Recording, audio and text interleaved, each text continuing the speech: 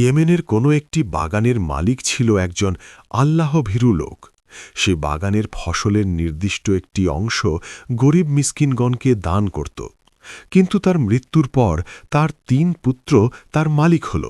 তারা ভাবল যে আমাদের লোকসংখ্যা অনেক, আমাদের পরিবার পরিজনের তুলনায় বাগানের ফসল সম্পদ খুবই অপ্রতুল, সুতরাং গরিব মিসকিনগণকে ফসলের নির্দিষ্ট একটি অংশ দান করা আমাদের পক্ষে সম্ভবপর নয়।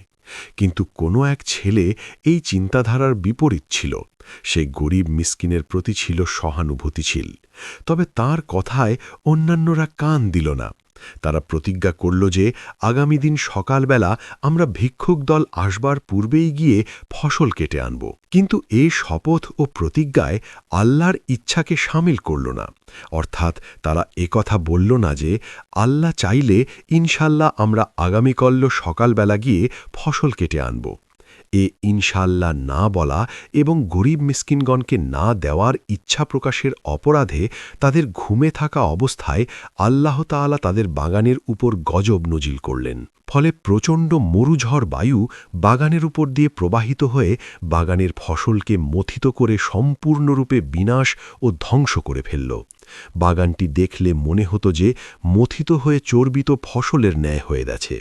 অতঃপর অতি প্রত্যুষে তারা পরস্পর বলাবলি করতে লাগল যে তোমরা ফসল কাটতে চাইলে সকাল সকাল বাগানে চলো। ভিক্ষুকের দল ভিড় জমাবার পূর্বেই ফসল তুলে আনতে হবে। অতঃপর তারা পূর্ব সিদ্ধান্ত মাফিক খুব দাম্ভিকতা ও অহংকারী মনে সকালবেলা ফসল কাটার জন্য রওনা হল। আর পরস্পর চুপে চুপে বলাবলি করতে লাগল যে সাবধান, আজ যেন কোনো প্রকারে তোমাদের কাছে ভিক্ষুকের দল ভিড় জমাতে না পারে। তারা আসার পূর্বেই ফসল তোলার কাজ শেষ করতে হবে। ভিক্ষুক ও গরিবদেরকে তাড়িয়ে দেওয়ার মনোভাব নিয়ে তারা বাগানে পৌঁছল। বাগানের বিনাশ ও ধ্বংসযজ্ঞ অবলোকন করে বলল, আমরা পথ ভুলে হয়তো অন্য কোনো বাগানে এসেছি। আমাদের বাগান তো এটা নয়। আমাদের বাগান কত সুন্দর, সুজলা সুফলা, শস্য ভরা। আমরা পথ হারিয়ে ফেলেছি। কিন্তু বাগানের চতুর্দিকের সীমানা ও আলামত দেখে তারা চেতনা ফিরে পেল। তাদের নিজেদের গর্ব, অহংকার ও আল্লাহর সাথে নাফরমানি করার কথা মনে হল, আর বলল, আমাদের উপর আল্লাহর লানত এসেছে, আমাদেরকে ফসল হতে বঞ্চিত করা হয়েছে।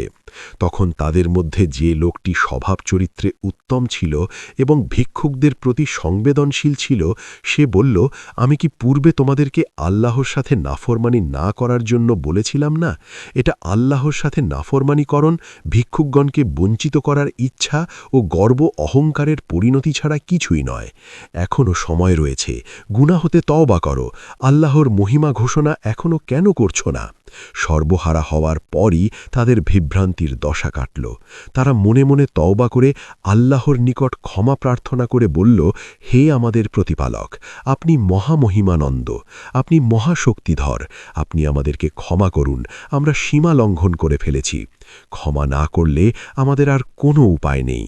অতঃপর তারা পরস্পর দোষারোপ করতে লাগল।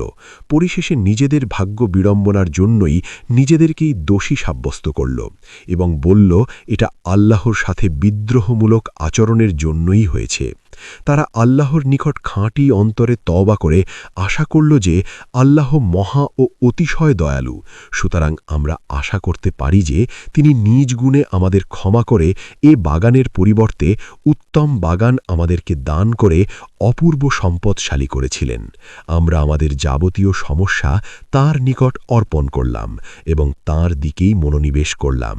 তাফসীরকারগণ লিখেছেন, তাদের এই তওবার ফলে এবং নিজেদের যাবতীয় সমস্যা আল্লাহর নিকট সমর্পণকরণ এবং সত্য দিনের ধারক হওয়ার কারণে আল্লাহ তাআলা এটার তুলনায় অনেক অনেক গুণ উত্তম ও সুজলা সুফলা শস্য ভরা উদ্যান দান করে অপূর্ব সম্পদশালী করেছিলেন।